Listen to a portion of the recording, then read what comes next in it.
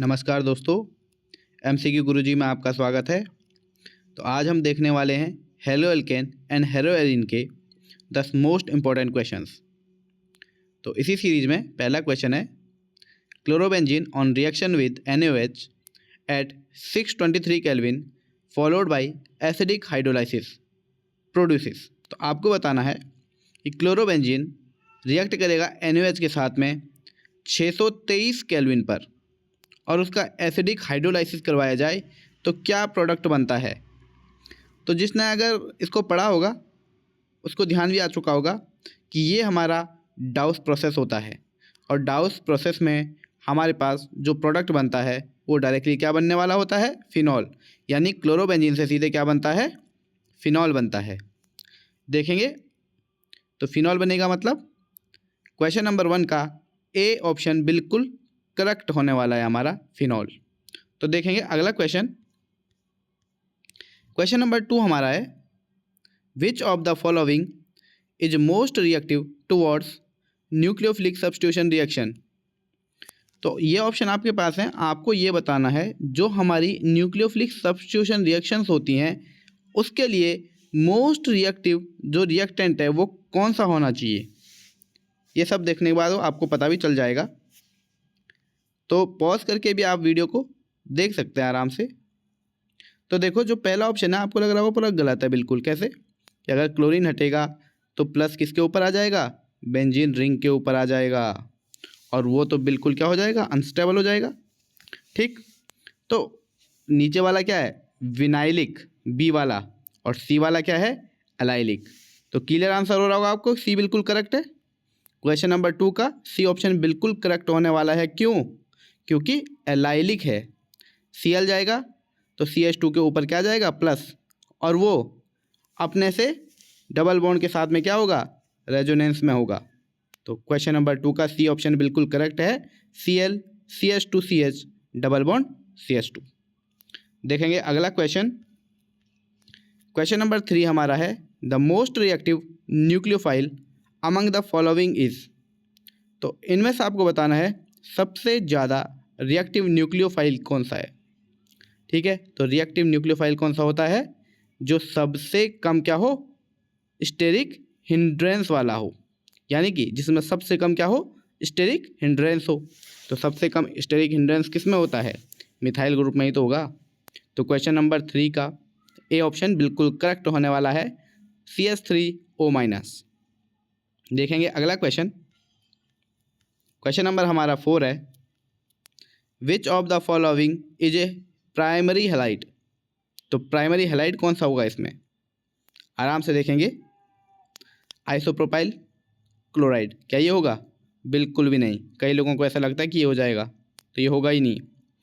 Primary होता कौन सा है भाई, देखो जिस पे हमारा हेलोजन ग्रुप जुड़ा होगा, जिस कार्बन पर, उस कार्बन पर या तो कोई दूसरा कार्बन ना जुड़ा हो, और अगर जुड़ा भी हो तो केवल एक ही कार्बन और जुड़ा हो, तभी जाके वो प्राइमरी होगा। और ये कंडीशन किस में आने वाली है, केवल नियोपेंटाइल में। तो क्वेश्चन नंबर 4 का डी ऑप्शन बिल्कुल करेक्ट होने वाला है, नियोपेंटाइल क्लोराइड। अगर जिनको इनके स्ट्रक्चर पता है उनको तो डायरेक्टली क्लियर हो रहा होगा, और अगर जिनको स्ट्रक्चर पता नहीं है तो वो डेफिनेटली पहले कार्बन चेन को समझे और उनके स्ट्रक्चर फॉर्मूला को समझे, और उसके बाद उसको पता चलेगा प्राइमरी, सेकेंडरी और टर्शरी का। और अगर आपको डायरेक्टली याद रखना है तो यहाँ पे आप डायरेक्टली याद भी रख सकते हैं। ठीक, क्योंकि यही वहाँ पे भी आपको पढ़ना पड़ेगा, डायरेक्टली अगर रखना है तो आप याद रख सकते हैं। देखेंगे 5वां question, in which of the following has maximum dipole moment. और ये क्वेश्चन बहुत कंफ्यूज करने वाला रहता है, जिसमें मैक्सिमम लोग आंसर जो करते हैं वो CH3F करते हैं, यानी कि मिथाइल फ्लोराइड। उनको ये लगता है फ्लोरीन जो है वो मोस्ट इलेक्ट्रोनेगेटिव है, तो उसके अकॉर्डिंग क्या होना चाहिए, आंसर यही होगा। पर ऐसा नहीं होता है। आप NCERT देख सकते हैं, वहाँ पे इसकी अलग सी टेबल भी है। तो जो हमारा CH3Cl होता है उसका जो डाइपोल मोमेंट होता है वो 1.86 होता है, एक्सेप्शन है ये। तो क्वेश्चन नंबर 5 का बी ऑप्शन बिल्कुल करेक्ट है, CH3Cl। और ये क्वेश्चन बहुत बार रिपीट हुआ है, इसको आप डायरेक्टली याद रखेंगे, और ये डायरेक्टली याद रखने वाला ही क्वेश्चन है।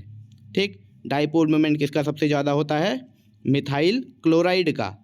CH3Cl का सबसे ज़्यादा होता है। तो क्वेश्चन नंबर 5 का बी ऑप्शन बिल्कुल करेक्ट है, CH3Cl। और सबसे कम पूछा जाएगा तो किसका होता है? CH3I का। ठीक, पर यहाँ पे तो बी ऑप्शन करेक्ट होगा हमारा, CH3Cl वाला।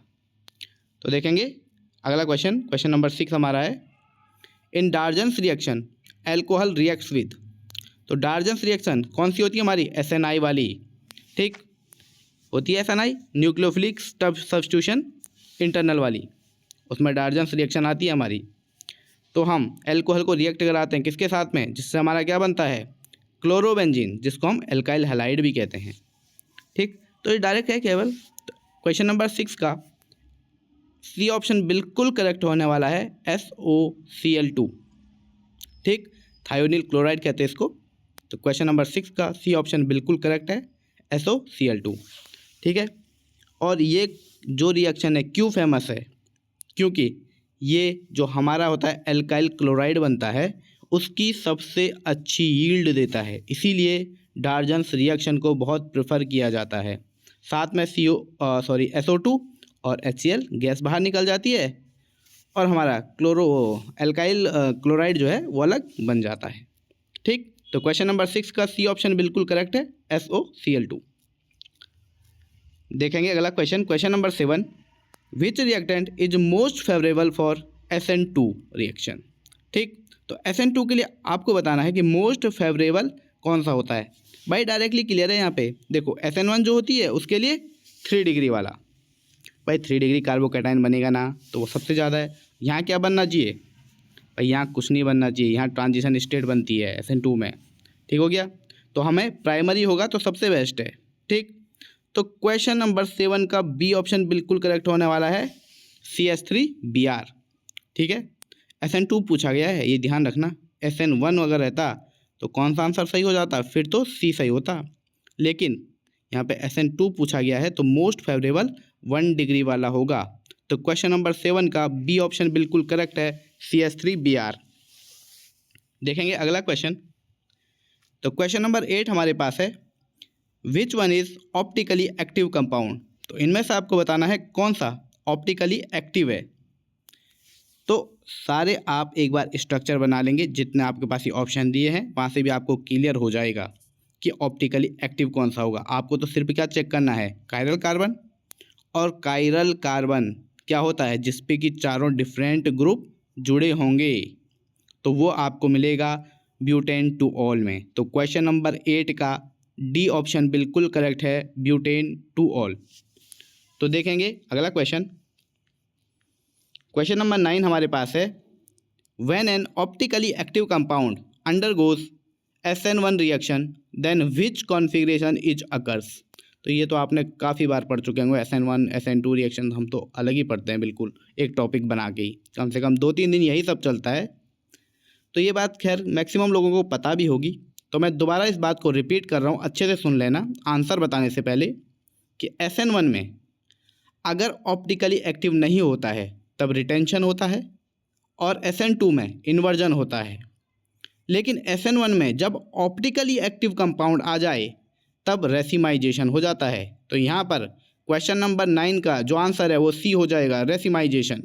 कई लोगों को लग रहा होगा रिटेंशन होगा, नहीं, यहाँ पे ऑप्टिकली एक्टिव कंपाउंड की बात की गई है, तो रेसिमाइजेशन होगा। 2 कंडीशन होती है SN1 के लिए, एक होता है रिटेंशन और एक होता है रेसिमाइजेशन। रिटेंशन नॉर्मल कंडीशन में, और ऑप्टिकली एक्टिव अगर कंपाउंड आ जाएगा तो रेसिमाइजेशन हो जाएगा। तो क्वेश्चन नंबर 9 का सी बिल्कुल करेक्ट आंसर है यहाँ पर। देखेंगे अगला क्वेश्चन, क्वेश्चन नंबर 10, और इसके बाद एक क्वेश्चन आपके लिए होमवर्क में दिया जाएगा और उसका आंसर आपको कमेंट सेक्शन में देना है।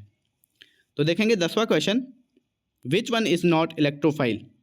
तो ये डायरेक्ट क्वेश्चन है कि भाई इनमें से कौन सा इलेक्ट्रोफाइल नहीं है। तो भाई आंसर तो सबको क्लियर हो ही रहा होगा, भाई जिस पे माइनस चार्ज है वो न्यूक्लियोफाइल होता है। ठीक हो गया, तो क्वेश्चन नंबर 10 का डी ऑप्शन बिल्कुल करेक्ट है, OH माइनस। लेकिन ऊपर वाले हम देख लेते हैं, तो जो प्लस वाला है वो इलेक्ट्रोफाइल है, ये तो क्लियर है। AlCl3 और BF3 कैसे करके इलेक्ट्रोफाइल होते हैं? क्योंकि उनमें वैकेंट p ऑर्बिटल होता है। ठीक, तो वो क्या कर सकते हैं, इलेक्ट्रॉन एक्सेप्ट कर सकते हैं, इसीलिए इलेक्ट्रोफाइल हो गए। ठीक हो गया, मतलब दूसरे से लोन पेयर अपने पास रख सकते हैं ना, इलेक्ट्रॉन को लव करने वाले इलेक्ट्रोफाइल। ठीक हो गया, लेकिन जिसके पास माइनस चार्ज है यानी कि उसके पास ज़्यादा इलेक्ट्रॉन है वो लोगों को देगा, औरों को देगा वो इलेक्ट्रॉन, तो OH माइनस क्या है, न्यूक्लियोफाइल। तो यहाँ पे तो पूछा गया है कि नॉट इलेक्ट्रोफाइल पूछा गया है ना, तो क्वेश्चन नंबर 10 का डी ऑप्शन बिल्कुल करेक्ट है, OH minus.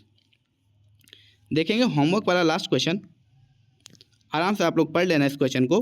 When chlorobenzene react with methyl chloride in presence of anhydrous AlCl3 is known as. तो जिन्होंने नेम रिएक्शन पढ़ी होगी उसको आंसर क्लियर भी हो रहा होगा यहीं पे कि है क्या, वो तो एनहाइड्रस AlCl3 देख के ही समझ चुका होगा क्या होना चाहिए, बट फिर भी आप लोग आराम से देख लेना, जिसको नहीं आता है तो वो इसको कर लेगा। तो इसी टाइप के क्वेश्चन के लिए आप चैनल को सब्सक्राइब कर सकते हैं। धन्यवाद।